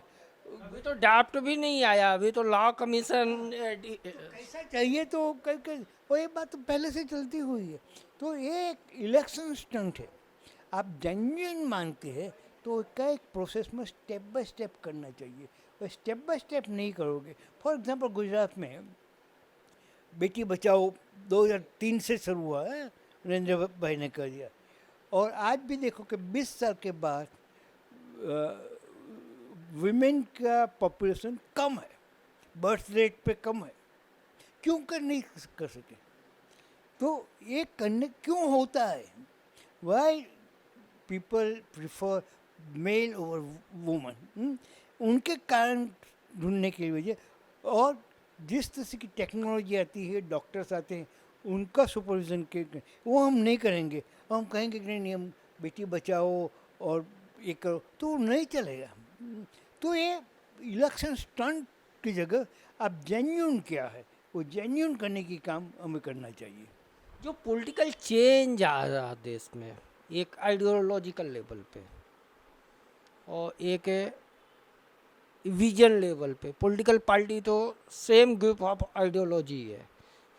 आप 1 घंटा में देखिएगा, अभी हम आप 1 घंटा बात कर रहे थे, पता नहीं कौन सी पार्टी के कितने लोग कौन सी पार्टी में चले गए। इसमें आइडियोलॉजी कहाँ बची है और आप इसको कैसे देखते हैं दीर्घकाल की राजनीति में? क्योंकि जब हम दुनिया की राजनीति देखें तो बहुत सारे देश इसमें बर्बाद हो गए। खासतौर से जो कम्युनिस्ट कंट्रियाँ थी, उनके जो डिवीजन का आधार था, वो बड़ा आधार तो यही रहा कि एक से आइडियोलॉजी किनारे हो गई, इंडिविजुअल गेन में पार्टीशन और डिवीजन। ऐसा है कि 1946-47 में जब आज़ाद होने वाला था, तब गांधी जी ने कहा कि कांग्रेस को हम विसर्जन कर दें, और वो रोते थे कि ये लोग हैं वो सिर्फ सत्ता के लिए है, आइडियोलॉजी के लिए नहीं। सही है कि उनमें से कुछ लोग थे वो आइडियोलॉजी के थे, उनके एक ड्रीम थे, लेकिन काफ़ी लोग ऐसे ही थे। पर फिर वही गांधी जी ने कहा कि नहीं, अभी तो वो नहीं सकते, तो कांग्रेस चालू रहे, तो कांग्रेस चालू रहे। तो ऐसा नहीं कि आइडियोलॉजी नहीं है, कुछ लोगों के पास आइडियोलॉजी है, वो आइडियोलॉजी धीरे धीरे उन्होंने की है। और मैं मानता हूँ कि बीजेपी ये आइडियोलॉजिकल पार्टी है, लेफ्टिस्ट पार्टी आइडियोलॉजिकल है। कांग्रेस का ग्रोथ, कांग्रेस फ्रीडम मूवमेंट में कोई एक आइडियोलॉजी नहीं थी, एक मूवमेंट थी। पर आज़ादी के बाद वो पार्टी बन गई, तो पार्टी में आइडियोलॉजी का डेवलपमेंट करना धीरे धीरे वो सोचा नहीं गया कि ये पार्टी में कंजर्वेटिव भी थे और रेडिकल भी थे, नेहरू भी थे, और काफ़ी लोग राजेंद्र प्रसाद से मान के काफ़ी लोग कंजर्वेटिव थे, अलग अलग थे। तो ये अलग लोगों में से किस तरह का एक कॉन्सेंसस खड़ा करना चाहिए, वो नहीं हुआ। और गांधी जी के बाद इंदिरा ने खास करके 1970 में शुरू में उन्होंने लगा मैं रेडिकल हो जाऊंगी, पर फिर उन्होंने एक आइडियोलॉजी डेवलप नहीं की। वही जो गरीब की बात करते थे, वही इंदिरा गांधी ने 81 से मल्टीनेशनल्स को इनवाइट किया 83-85, और राजीव गांधी ने फुल फ्लेज किया उसमें 91 में हो। तो आज जो इकोनॉमिक सिस्टम है, उनका बेस और उसकी क्रेडिट और डिस्क्रेडिट वो इंदिरा और राजीव गांधी को मिलती है। उनके बाद वो स्ट्रक्चर रिफॉर्म हुआ, तो ये प्रोसेस शुरू हुआ। प्रोसेस 82-83 में हुआ, 84-85 में थोड़ा आगे बढ़ा, और 91 में तो हम जानते कि क्या हुआ है। तो ये आइडियोलॉजी है, ये आइडियोलॉजी में सब मानते हैं, इकोनॉमिक लिबरलाइजेशन वाली आइडियोलॉजी में सब, कांग्रेस वाले भी मानते हैं और बीजेपी भी मानते हैं, और कई सोशलिस्ट भी मानते हैं। लेफ्टिस्ट की बात अलग है, बिकॉज तो लेफ्टिस्ट बचे नहीं है, सिंबॉलिक हो गए, केरल है, तो उनकी बात अलग है। बाकी ये लोगों को बस नहीं, पर बीजेपी के पास और कांग्रेस का एक अलग है। तो गांधी जी की वजह से कांग्रेस में आइडियोलॉजिकल ट्रेनिंग और आइडियोलॉजिकल परकोलेशंस करने के लिए कोई एजेंडा नहीं थे। वेरएज़ बीजेपी में उनके पास एक थिंक टैंक है, उनके पास आरएसएस है जो आइडियोलॉजी को डेवलप करती है, वो उनके लिए रिसर्च करती है, सतत कॉन्स्टेंटली करती है। बीजेपी फिर उसमें आती है। कांग्रेस के पास ऐसी कोई थिंक टैंक नहीं है, नेहरू के टाइम पे भी नहीं थी, और उसके बाद तो सवाल ही पैदा नहीं होता। तो ये सब लोग आते हैं, वो सिर्फ पावर के लिए आते हैं। लेकिन ये डिवीजन तो आज़ादी के पहले भी था ना। मोतीलाल नेहरू कांग्रेस से अलग होकर स्वराज पार्टी बना लिए थे, जवाहरलाल कांग्रेस में थे, सरदार वल्लभ भाई पटेल कांग्रेस में थे, उनके भाई विट्ठल भाई पटेल जिनके नाम पे गुजरात विधानसभा है, वो सोशलिस्ट थे, वो स्वराज पार्टी में थे। तो ये उस समय जब बाप बेटे, ये दो आज़ादी के बड़े नाम हैं, नेहरू और सरदार, और उनके घर में दूसरे लोग दूसरी पार्टी में रहे। तो ये आइडियोलॉजिकल डिवीजन जो उस समय था वो आज क्यों नहीं? नहीं, आज है, नहीं है, लेकिन आज छोटी मात्रा में। मान लो तब नेहरू ने किसी को नहीं कहा, मोतीलाल को किसी ने नहीं कहा कि ये गद्दार है। जब 47 में देश आज़ाद हुआ तो तमाम सोशलिस्ट, आरएसएस और कम्युनिस्ट नारे लगा रहे थे कि ये आज़ादी अधूरी है, जब नेहरू सपनों का भारत निर्माण कर रहे थे। लेकिन उनको किसी ने ये नहीं कहा कि ये सोशलिस्ट एंटी नेशनल है, ये आरएसएस एंटी नेशनल है। आज आप एक ट्वीट कर दीजिए अगेंस्ट, तो 10 मिनट में तो आपकी जो सामाजिक प्रतिष्ठा, आपका पारिवारिक, आपकी माँ बहन सब तोल डालेंगे। तो ये जो हमारी सहन शक्ति थी वो तो टूटी ना। तो डेमोक्रेसी हम बिना अगेंस्ट ओपिनियन के कैसे बनाएंगे? जो देश, विट्ठल भाई पटेल को किसी ने नहीं कहा कि आप एंटी नेशनल हो। नहीं, किसी के साथ भी इस टाइम कम्युनिस्ट को भी एंटी नेशनल नहीं कहते, कम्युनिस्ट को भी एंटी नेशनल नहीं कहते थे। कांग्रेस में कम्युनिस्ट बाहर थे, कांग्रेस में सोशलिस्ट ग्रुप थे, कांग्रेस सोशलिस्ट ग्रुप थे, जिसमें कृपलानी भी थे, जयप्रकाश भी थे, अशोक मेहता भी थी, काफ़ी लोग थे, और कांग्रेस में भी थे, लेकिन उसका अलग सोचने का था। और 47 के बाद वो अलग हो गए। लेकिन एंटी नेशनलिस्ट की बात ये लोगों ने की जिन लोगों को ए नेशन का आइडिया एक different kind. Country and nation के बीच में एक अलग अलग परिभाषाएं हैं दोनों की। अब अभी तक हम कंट्री थे, अब हम नेशन की तरफ जा रहे हैं, और दोनों के बीच का जो सफ़र है उसके नीचे आप कास्ट कैसे छोड़ देंगे, एजुकेशन कैसे छोड़ देंगे, डाइवर्सिटी जो डेवलपमेंट में है उसको कैसे छोड़ देंगे। तो ये तो वही चीज़ हुई ना जो आज़ादी के पहले थी, कि कुछ लोग हैं वो हीरे मोती उनके पास तब भी थे ना, हम भी तो वहीं जा रहे हैं ना वापस। हाँ, क्योंकि 60 के बाद, नेहरू के बाद, नेहरू तक एक आइडियलिज्म था, और नेहरू का एक कंसर्न था, एक प्रतिभा थी। उनके बाद एक ख़त्म हो गया। पर उस समय के पहले से जो लोग के आइडियोलॉजी थी, मान लो कि कम्युनिस्ट की आइडियोलॉजी थी, वो अपने काम करते थे, वो तेलंगाना में करते थे, वेस्ट बंगाल में करते थे, अपने तरीके से करते थे। और वो जो लोग आइडियोलॉजी में मानते थे वो परकोलेट करने का काम करते थे। ऐसा ही काम जो हिंदू नेशनलिस्ट थे उन्होंने किया, और एक काम 1920 से शुरू किया है, आज से नहीं किया। 1930 में जब हिंदू महासभा ने आरएसएस को कहा कि आप हिंदू महासभा के साथ ज्वाइन हो जाइए, तब हेगडेवार ने कहा कि नहीं, हम नहीं ज्वाइन होंगे। क्या हमारा मिशन है?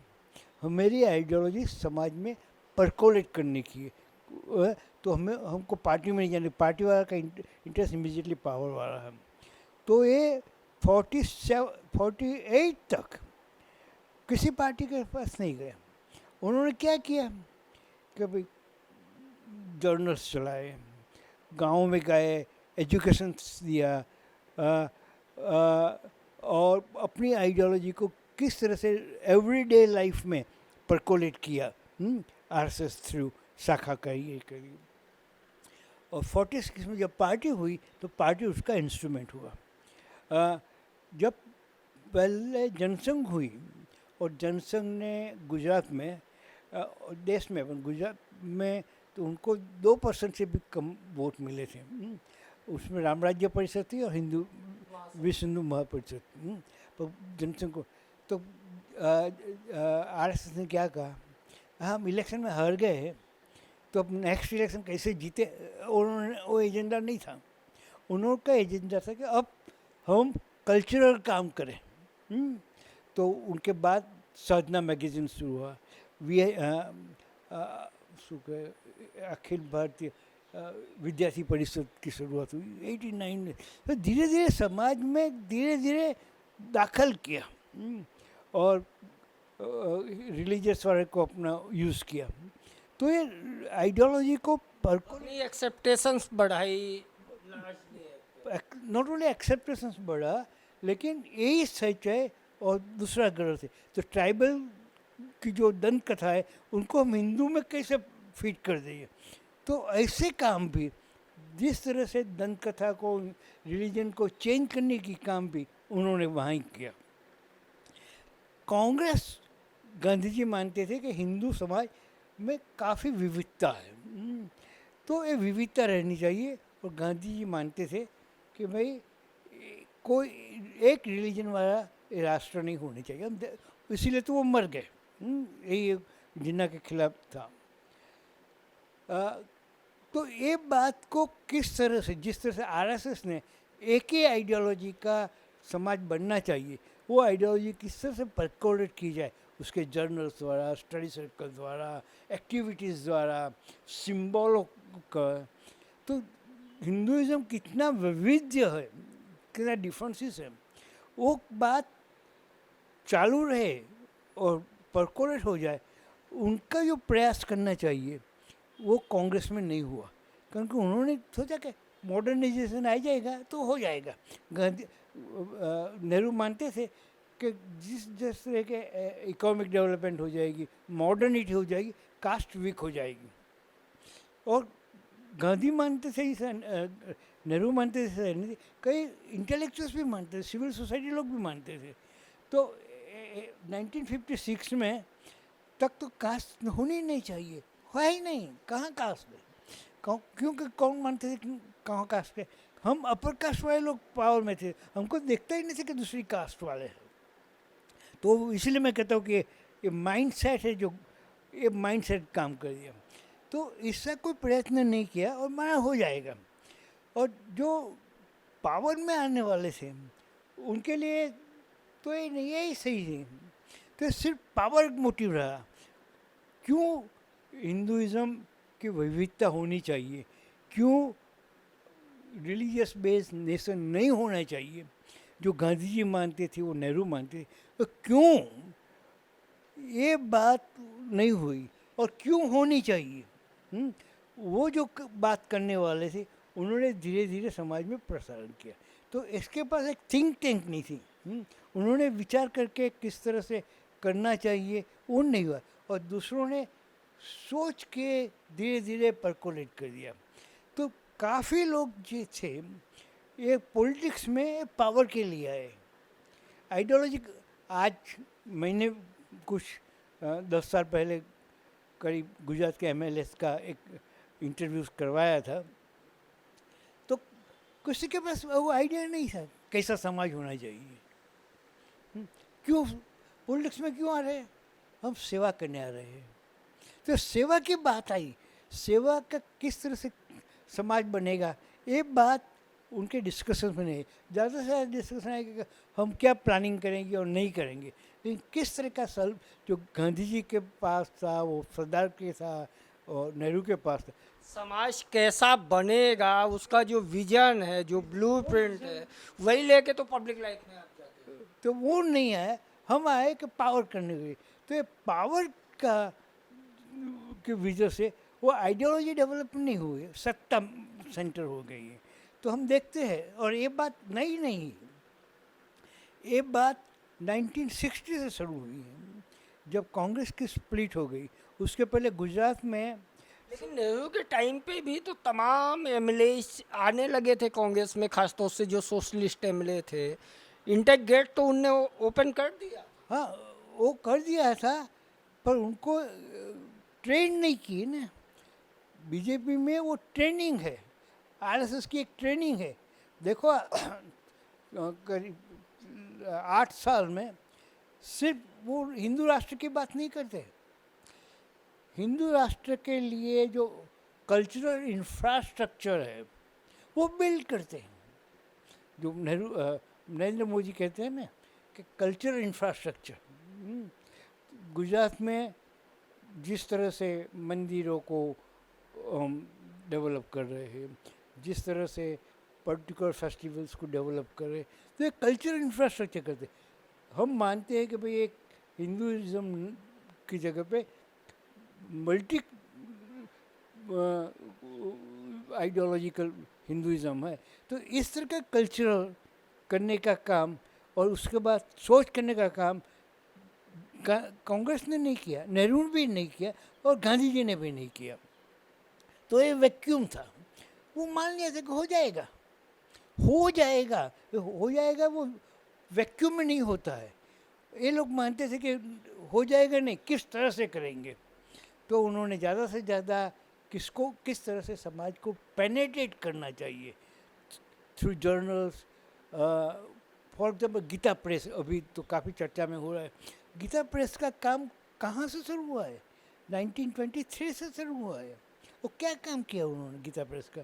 रामायण का, धार्मिक किताब, हिंदू धार्मिक किताबों का उन्होंने प्रकाशन किया, सस्ता प्रकाशन किया।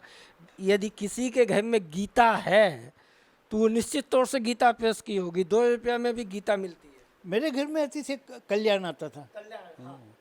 तो हम मानते हैं कि हिंदुइज्म में विविधता है, तो इस विविधता का प्रचार करने के लिए जो लोग मानते थे उन्होंने क्या किया? बहुत इंटेलेक्चुअल्स ने थोड़ा कुछ लिखा है, लेकिन उसका रूट नहीं था। तो ये रूट करने का काम जो पार्टी करनी चाहिए, पार्टी का थिंकिंग करनी चाहिए, उन्होंने माना कि ऑटोमेटिक हो जाएगा। ये ऑटोमेटिक नहीं हुआ, और जो ऑटोमेटिक नहीं हुआ, वो जो गैप था, वो गैप हिंदुत्व राष्ट्र में मानने वाले उन्होंने फिलअप कर दिया, और ट्रेडिशनल सोसाइटी में वो इजी हो गया। तो ये बात हो गई। तो ये 67 से पॉलिटिक्स में जब पावर चेंज हो गया, तो वो लोग गए इंदिरा कांग्रेस से, कांग्रेस ये चला, उनके बाद भी यही हालत हुआ। तो आज 67 से आया राम गया राम की बात चलती है, आज नहीं हुई है। तो आज जो महाराष्ट्र में हो रहा है और दूसरी जगह पे हो रहा है, वो नई बात नहीं है, उनका रूट वहीं है। क्यों हो रहा है? क्योंकि किसी के पास आइडियोलॉजी नहीं है। तो अब लगता है कि सारा देश टूट जाएगा, तो ये भारत जोड़ो की यात्रा करते हैं। लेकिन भारत जोड़ो यात्रा के पीछे सिर्फ स्लोगन से नहीं चलेगा, उनके साथ साथ जो आइडियोलॉजी किस तरह से परकोलेट करनी चाहिए। और एक काम काफ़ी लंबा है, 1930 से शुरू किया है। इनफैक्ट 1930 से नहीं, 1910 से शुरू किया है। तो आज हम इसकी शुरुआत भी नहीं करते हैं पॉलिटिकल पार्टीज के। तो ये पॉलिटिशियंस से, मोस्ट ऑफ द पॉलिटिशियंस किस तरह से पावर में है, कल कम्युनिस्ट पावर में आ जाए तो उनके साथ हो जाएंगे। उनके लिए वो आइडियोलॉजी नहीं है, हमेरा स्टेटस बढ़ना चाहिए, हमारे पास पावर होना चाहिए। ये अनफॉर्चुनेट पार्ट है। ये कि हम इस इंटरव्यू को अंतिम मोड़ पे यदि ले जाए, आपने दलित और आदिवासी दोनों के लिए काम किया है, दोनों पे रिसर्च किया है। एक पॉलिटिकल साइंस के स्टूडेंट के तौर पे जब मैं देखता हूँ, तो नॉर्थ ईस्ट से लेके एक बड़ा हिस्सा आदिवासियों का है। दलित मूवमेंट समय समय पे हुआ, दलित लीडरशिप भी आई, जबकि वो अनटचेबिलिटी और दूसरी तमाम समस्याएं आदिवासियों की तुलना में उनके सामने ज़्यादा बड़ी थी। लेकिन उनकी लीडरशिप आई, उनने अपनी आवाज़ उठाई, कई हिंसक संघर्ष भी हुए, तमाम चीज़ें हुई। लेकिन जब हम आदिवासी की तरफ देखते हैं, वो अनटचेबिलिटी का उतना शिकार नहीं था। लेकिन जब उसको हम एक सोसाइटी के तौर पे देखते हैं, तो वो ना तो अपनी एक सेंट्रल आइडेंटिटी बना पाया, ना वो एक अपनी सेल्फ लीडरशिप खड़ी कर पाया। जो उनके लीडर बने वो कोटा पद्धति से आए हुए लीडर ज़्यादा है। कोई ऐसा लीडर नहीं दिखता जिसकी एक क्रॉस इंडिया अपनी एक सेल्फ आइडेंटिटी हो। दलित में हम देखेंगे तो तमाम नाम है जिनको गुजरात में भी लोग जानते हैं, माने नहीं माने, एक्सेप्ट करे नहीं एक्सेप्ट करे, लेकिन फेस आइडेंटिटी है। आदिवासियों के साथ ये क्यों नहीं हो पाया? क्यों नहीं हुआ? उसके बाद है कि दलित का जो कास्ट सोसाइटी थी, वो कास्ट सोसाइटी के एक पार्ट में थे। जो आदिवासी है ये उस कास्ट सोसाइटी के बाहर से और बिखरे हुए थे। और गुजरात के आदिवासी में भी कई कई ग्रुप्स थे, तो उन लोगों को ज्वाइन करने का कोई प्रोसेस नहीं हुआ, क्योंकि हर कम्युनिटी अपनी आइडेंटिटी में मानती थी। वो चौधरी तो चौधरी मानते थे, तो ये वजह से और किसी ने ऐसा कोई प्रोसेस नहीं हुआ। फॉर एग्जांपल झारखंड में और छत्तीसगढ़ में एक वो छोड़ दीजिए, और उनका एक ऑल इंडिया लीडरशिप नहीं हुआ, क्योंकि एक आइडियोलॉजी। इंक्लूडिंग छत्तीसगढ़ भी इतना बड़ा ट्राइबल स्टेट है। मेरा ज्वाइंट मध्य प्रदेश था, मैं मध्य प्रदेश का हूँ। छत्तीसगढ़ की हमेशा कमांड नॉन आदिवासी के पास रही। जब से छत्तीसगढ़ बना, रमन सिंह को ले लीजिए, अजीत जोगी को ले लीजिए, अजीत जोगी का ट्राइबल होने का लास्ट तक क्लेम चलता रहा। भूपेश बघेल ले लीजिए, जो स्टेट ट्राइबल के नाम पे बना था वहाँ भी तो वो नहीं है ना। क्योंकि एक तो इतना डिवीज़न है और इतनी कोहेसिव आइडियोलॉजी नहीं है कि सबको इकट्ठे किया। दलित की एक कोहेसिव आइडियोलॉजी कि सब दलित अनटचेबिलिटी का उनको जोड़ देती। विक्टिम है, तो विक्टिम होने की वजह से सब साथ में आ गए और उनमें काफ़ी कंट्रीब्यूशन, और मेन कंट्रीब्यूशन ये अम्बेडकर का हुआ है। दलित आदिवासी में इतना विविधता था, इतना लोकलाइज था, कैसा कोई बात नहीं थी किसको एक दूसरे को एक साथ जोड़े जाए, क्योंकि उनमें भी कुछ आदिवासी समाज थे वो काफ़ी आगे हुए थे, और कुछ आदिवासी समाज प्रोसेस में वो कास्ट हो गए, हिंदू कास्ट हो गए, लोअर स्टेट में हिंदू कास्ट हो गए। ये प्रोसेस चलता था। और कुछ ऐसे भी है, और आज भी ऐसे है कि वो इतने अभी भी बैकवर्ड है, अभी भी खाने के लिए हंटिंग करते हैं। तो इतनी एक वैराइटीज़ है। ये नॉर्थ ईस्ट इंडिया में भी हुआ है, यहाँ भी हुआ है। तो इसी वजह से वो लीडरशिप नहीं हुई है। और कौन सी आइडियोलॉजी, जो अम्बेडकर ने एक आइडियोलॉजी दी, फिर अम्बेडकर ने सिर्फ आइडियोलॉजी एंटी करने ली, लेकिन कैसा समाज होना चाहिए ये समाज के लिए भी उन्होंने एक आइडियोलॉजी, ये दलित और ये आदिवासी में अनफॉर्चुनेटली नहीं हुआ है, और ये डिफ़िकल्ट हो गया है। और आगे इसकी कोई उम्मीद भी नहीं दिखती। नहीं, ये सबके नहीं है। यही अब वाम सेब का जो पूरा संघर्ष रहा, उसको भी आप देखिए तो उस क्लास ने रिप्रेजेंटेशन दिया। जब कांसीराम साहब पॉलिटिक्स में नहीं थे, वाम सेब चला रहे थे, तो जो दलित कर्मचारी थे वो उससे जुड़े रहे। आदिवासियों को हम देखते हैं तो कोई नेशनल लेवल पे ऐसा प्लेटफॉर्म भी नहीं दिखता जिसकी एक यूनिफॉर्म आइडेंटिटी हो, वॉइस हो, क्लियरेंस हो, थॉट्स हो। बिकॉज इतने डिवाइड है, पहले से डिवाइड है। और दूसरा हुआ है कि कोर्स ऑफ टाइम जो mainstream civil society, mainstream Hindu society, उनका इतना पेनेट्रेशन है भक्ति मूवमेंट द्वारा, अलग द्वारा, तो कुछ उनमें से रिफॉर्म हो गए, वो कास्ट बन गए। तो ये प्रोसेस चलता रहा। कोई इसी वजह से कोई यूनिफॉर्मिटी नहीं है, इतना वेरिएशन है। और कोई ऐसी आइडियोलॉजी और कैसे एक बात कि जो एक शाम को कभी नॉर्थ ईस्ट वाले हैं तो उनका कई प्राइमरी डिफरेंट इश्यूज है देन से केरला के ट्राइबल्स का, और से गुजरात के ट्राइबल्स का, और आंध्र प्रदेश के ट्राइबल। तो इतना वेरिएशन है। दलित में अनटचेबिलिटी का इशू इनको जोड़ता है। 2024 को आप कैसे देखते हैं एक राजनीतिक विशेषज्ञ के तौर पे?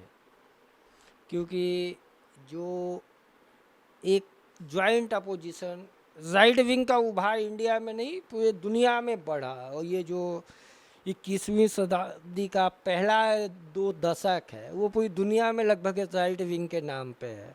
अमेरिका जैसे देश में भी ट्रंप निकले तो तमाम जगह ये चीज़ें हो रही। 2024 को आप कैसे देखते हैं, एक सिविल सोसाइटी के नागरिक के तौर पे भी और एक पॉलिटिकल साइंस के प्रोफेसर के तौर मुझे लगता है कि जिस तरह से रिसोर्सेज है रूलिंग पार्टी के पास, resources not only in monetary terms, सोचने का, कोऑर्डिनेट करने का, और दूसरा जिस तरह से पॉपुलैरिटी नरेंद्र मोदी ने बिल्ड की है, वो एसेट है जो ओपोजिशन पार्टीज़ के पास नहीं है। दूसरा है कि ओपोजिशन पार्टीज इतनी डिवाइडेड है कि अभी पावर आने के पहले ही वो सोचते हैं कि हम पावर आ गया है, बिकॉज उसके पास पर्सपेक्टिव नहीं, जो हम कहते हैं ना वो आइडियोलॉजी, वो आइडियोलॉजी नहीं है यार, उनके पास एक आइडियोलॉजी है और ये आइडियोलॉजी पॉपुलर करने के लिए वो उन्होंने इंफ्रास्ट्रक्चर बिल्ड कर दिया है। और नई पार्लियामेंट से मान के उज्जैन में भी करेगा, बनारस में भी करेगा, तो ये सबको जोड़ने का काम वो कर सकता है। उनके पास, ओपोजिशन के पास एक आइडियोलॉजी नहीं है। प्रॉब्लम वही है कि इकोनॉमिक क्राइसिस में एक सरकार काफ़ी फेल हो जाए तब उनके लिए दिक्कत आ जाएगी, नहीं तो ये ओपोजिशन एक साथ यूनाइट हो वो आज के तरीके पर मुझे नहीं लगता है।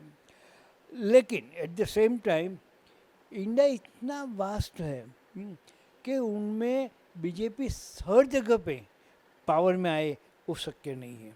अभी तो हमने कर्नाटक का देख लिया, लेकिन तमिलनाडु में भी और इवन आंध्र और तेलंगाना में भी नहीं हो सकता है। रीजनल पार्टीज होगी, केरला में भी कितना भी प्रयत्न करे तो भी नहीं हो सकेगा, तो पंजाब में भी नहीं हो सकेगा, उड़ीसा में भी नहीं होगा, उतना पावरफुल उनका।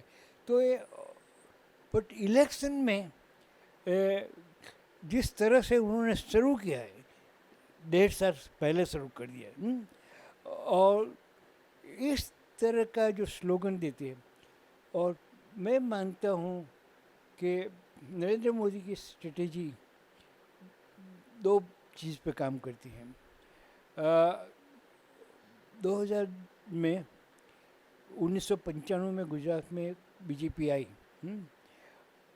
और उसके बाद जो आज पावर की स्ट्रगल हम बाहर देखते हैं, वही पावर स्ट्रगल बीजेपी में भी थी।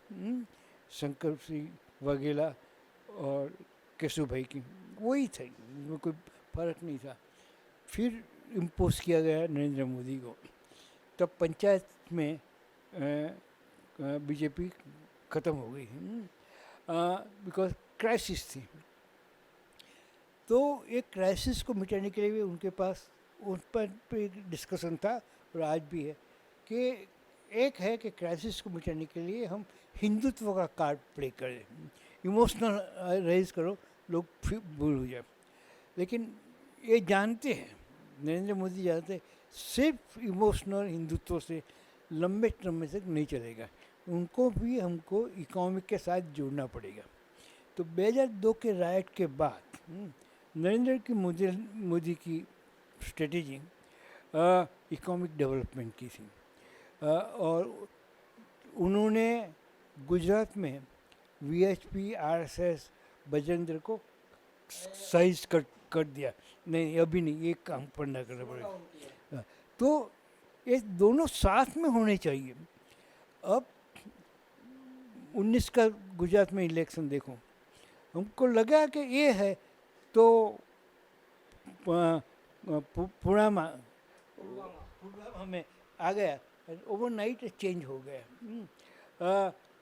फिर 22 के इलेक्शन में भी कह दे कि पाकिस्तान के साथ कांग्रेस वाले हैं, अहमद पटेल वाले, तो ये एक्सट्रीम चलता है।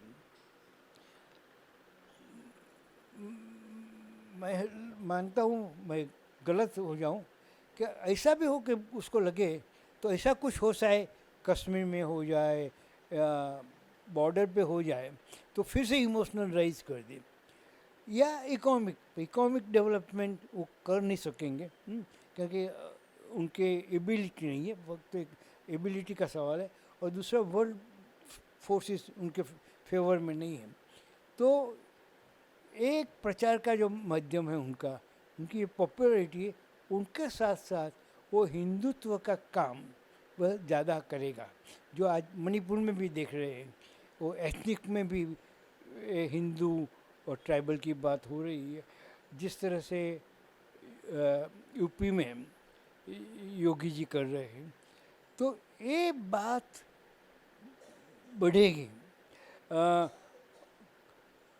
और मान लो कि वो कंट्रोल नहीं कर सके तो ये में कुछ भी आके ये इमोशनल ज़्यादा बढ़ेगा, पर फिर भी ये इमोशनल सारे देश में नहीं ला काम पड़ेंगे, क्योंकि south India is differently culturally different. South India में तो अभी भी प्रेजेंस नहीं है, फिर भी ये जो हिस्टोरिकल नंबर्स आए हैं, क्योंकि आप इंडिया को देखिए भौगोलिक तौर से, तो जो नंबर ऑफ स्टेट्स हैं, वो जिनको हम काऊ बेल्ट कहते हैं, वही स्टेट में सीटें ज़्यादा है ना पार्लियामेंट की।